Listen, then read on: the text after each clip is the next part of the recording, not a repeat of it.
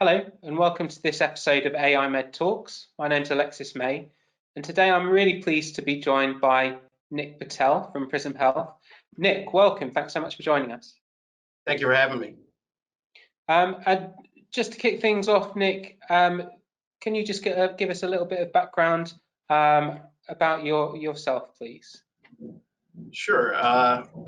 I'm a practice internist for the last 16 years at Prisma Health. It's the largest, most comprehensive nonprofit hospital in South Carolina. And on top of being a practicing internal medicine physician, I also serve as a chief digital officer at Prisma Health and vice chair for innovation at the University of South Carolina School of Medicine. And so I've been here for quite some time, and it's great to be here with you today. Excellent. Well, thanks again for joining us. And as you know, Nick, this series of AI Med Talks, we are focusing very much on initiatives, in particular where data science and other sort of advanced technologies are being used to respond to the coronavirus pandemic. I think we're really keen to hear, well, I suppose, what's your experience been over the last few weeks, and how have you seen the response down in South Carolina? Yeah, obviously this is an unprecedented public health crisis that everyone has responded to, and what I've seen is great partnerships with the universities, the public health sector, as well as the other healthcare organizations throughout the state, working together to help combat this and keep people safe, and also to help treat patients as they acquire COVID-19. It's been a great collaboration. We've set up a rapid innovation task force. We have folks who are working across the system and across the state around data and tracking patients who have tested positive, as well as making sure that we educate the community around safe distancing, as well as hand washing and things of that nature. And so it's been, I tell you, it's been eye-opening and inspiring to see everyone come together to fight this unfortunate viral crisis that we're having to deal with.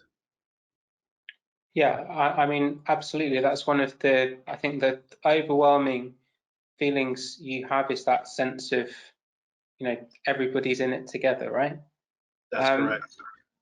I'm really interested to ask, about some of the innovative work you've been doing around ventilators. I know you've got a story to share there, so could you elaborate a little bit on that, please? Yeah, absolutely. Again, as part of this COVID-19 crisis, innovation has really been one of our forefronts of combating it. And we've had some of our own providers who have come up and stepped up and come up with some very unique ways of combating shortages in ventilators. We produced a new device called Vesper, VESPER. It's a unique ventilator expansion device that allows a single ventilator to support up to 2 patients during times of acute equipment shortages, such as currently with the COVID-19 pandemic across the world. It is produced using 3D printed technology with medical grade plastics, and the device is already developed here and already shipped out to different areas around the country as well as around the world, just in case that they have ventilator shortages during the surge, for them to be able to be used. It's designed to work with all ISO standard respiratory connections. It can be easily produced. It allows for appropriate filtering of bacteria and viruses in the ventilator tubing. It's strong and impact resistant, and it does not impact the care of other patients connected to the same machine. And so, as part of FDA's emergency use authorization, we're able to get this approved for distribution and production, and we're giving this to facilities across the country. thanks so much for sharing. What a brilliant innovation and a story to share. Congratulations on the great work. And I mean, just to think more, I know we're in the midst of this thing now, but amongst the roles that you're performing, you're Chief Digital Officer. There's a lot of talk about digital health. We've seen a rapid acceleration in the deployment of all sorts of digital health solutions during this pandemic. When we start to come to whatever the new normal looks like, how do you see, what do you think healthcare might look like in terms of digital versus, traditional? Yeah, a great question, Alexis. If there's anything that comes out of this public health crisis, is that we'll end up with a modern day healthcare system. We're showing how much digital health or virtual health plays a part in a time like this. But also what we're seeing is how much patients really are adopting to this new delivery new use of technology of healthcare delivery. And patients have been extremely satisfied using telehealth and alternative means of staying in touch with their provider.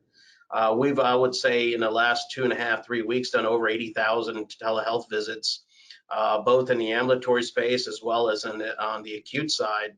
For Prisma Health and many other organizations, we knew it was going to be important to get ahead of this and reduce the risk of exposure to our patients by coming into healthcare centers.